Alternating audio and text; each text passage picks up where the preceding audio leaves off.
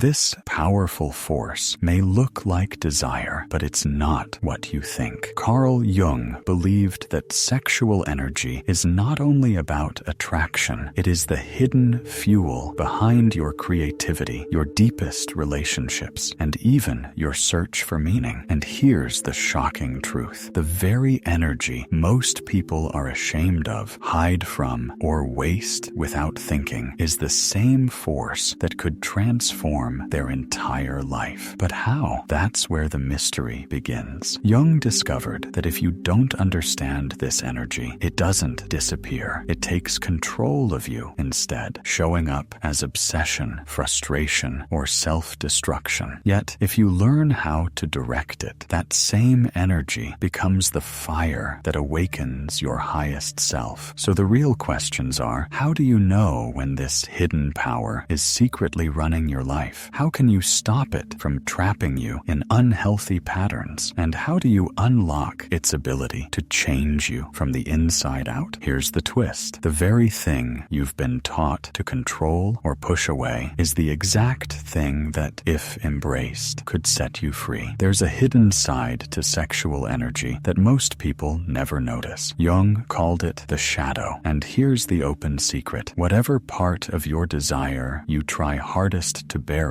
will always find a way to come out, just not in the way you expect. Maybe you've seen this before. Someone who loudly judges others for being immoral is later caught in the same behavior, or a person who pretends they are completely pure ends up secretly consumed by what they deny. This is not an accident. It's the shadow at work. Jung discovered that when sexual energy is pushed into the dark, it doesn't disappear. It leaks out through judgment, envy, or obsession. The harsher someone criticizes others, the more it reveals about what they are hiding inside themselves. In fact, the traits that trigger you the most often carry a message about your own hidden desires. This creates a powerful question. What if the things you dislike most in other people are really mirrors showing you parts of your own shadow? And if that's true, then every judgment you make is actually a clue about yourself. The shadow side of sexual energy is not here to shame you. It is here to guide you. The more you chase it away, the louder it becomes. But when you face it honestly, something surprising happens. The very energy you once feared becomes the doorway to your freedom. If the shadow shows what we hide, the persona shows what we pretend. Jung explained that every person builds a mask, a version of themselves they want the world to see. And when it comes to sexual energy, this mask is one of the strongest. Some people build a persona of being innocent, untouched by desire. Others build one of confidence and charm, showing the world how attractive and desirable they are. But no matter which mask we wear, it is still a mask. And here's the secret. Masks always crack under pressure. Think about a person who always seems calm, self-controlled, almost perfect. Then one small comment about their looks or their attractiveness makes them explode with anger, jealousy, or shame. In that moment, their persona breaks and their true relationship with desire comes out. Jung believed these moments are like windows into the real self, the self that no amount of pretending can hide forever. And here's the dangerous twist. The harder you work to protect your image, the more fragile it becomes. The energy spent keeping the mask in place eventually turns against you. So the question is, what happens when the image you've worked so hard to protect finally slips? Will it reveal wounds you've been running from, or will it uncover the beginning of your authentic self? When the mask cracks and the shadow comes into the light, the real test begins. Jung believed that how a person responds in that moment reveals more about their true self than years of pretending. He called this the path of integration. Imagine someone is gently asked about a desire they seem to deny. The first possible response is defensive. That's not me. Don't compare me to those people. They may get angry, push the question away, or turn turn it into blame. This reaction shows fear. It shows the person is still trapped by shame, still unable to accept a part of themselves. And here's the truth. What you reject inside yourself never disappears. It just controls you from the dark. But there's a second kind of response, the integrative one. Instead of reacting with denial, the person pauses and says something like, yes, maybe there is a part of me that wants that. Maybe I've been hiding it because I was afraid. That small moment of honesty changes everything. Acceptance turns energy that was destructive into energy that is creative. Jung believed this was the doorway to transformation. When you stop running from your desire, you gain power over it. When you accept it, you no longer need to be ruled by it. But this raises a deeper question. If facing our hidden desires can set us free, why do so many people keep running from them? And what happens to all that sexual energy when it is finally? So how do we actually use this? Jung's insight about sexual energy isn't meant to stay in theory. It has real impact in every part of life. In relationships, your reactions to your partner reveal more about you than about them. If you find yourself feeling jealous, critical, or ashamed, ask, what part of me is being touched here? Instead of blaming your partner, notice how desire is reflecting your own hidden needs. This shift can turn conflict into deeper intimacy. In work and creativity, sexual energy is the raw fuel of creation. Think of artists, inventors, or leaders who turned passion into vision. When this energy is directed, it becomes courage, focus, and originality. But when it's wasted in distraction, it leaves you restless and empty. The question is, are you leaking this energy or are you transforming it? And in personal growth, Jung suggested a simple practice. Write down what triggers you, whether attraction or irritation. Then ask, what is this showing me about myself? Every judgment, every desire, every envy is a mirror. But here's the twist. This practice isn't comfortable. It forces you to face what you've been avoiding. Yet, it is only through this discomfort that sexual energy becomes power instead of weakness. So the next question is, what happens when people misuse this knowledge, when instead of healing, they use it to control others? Embraced instead of feared? Every great power carries a danger, and sexual energy is no different. Jung warned that when people misuse this knowledge, it can become poisonous. Some use it for manipulation, turning intimacy into control. Others hide behind it, analyzing everyone else's desires while never facing their own. And some become what Jung would call shadow hunters, people who expose others' secrets, not to help, but to dominate. The danger is subtle. You might think you're growing, when in truth, you're just inflating your ego. You might believe you're becoming wiser, when really, you're avoiding your own wounds by pointing out everyone else's. This is the dark side of understanding sexual energy. Jung said it clearly, where love reigns, there is no will to power, and where the will to power is strong, love is missing. The moment you use insight to feel superior, you've already fallen into the shadow. Here's the twist. The more you think you're above your desires, the more they secretly control you. True strength is not in judging or mastering others. It is in humbly facing your own hidden fire. So the question becomes, what if the very things that attract or disturb you in others are actually mirrors, showing you your own untapped energy? Here is where Jung's teaching becomes even more unsettling. The people who attract you the most and the people who disturb you the most are not random. They are mirrors showing you parts of yourself. Jung called this the mirror effect. Think about it. When you feel a powerful attraction to someone's confidence, creativity, or charm, it may not only be about them. It may be your own hidden potential, a part of you waiting to wake up. This is what Jung called positive projection, casting your own unlived power onto someone else. The same is true in the opposite direction. When someone irritates you, when you judge them harshly, that reaction is also a clue. The anger or disgust you feel may not be about them at all. It may be your own shadow pushing for recognition. The stronger the emotion, the closer it is to your hidden truth. And here's the twist. Every attraction, every irritation, every judgment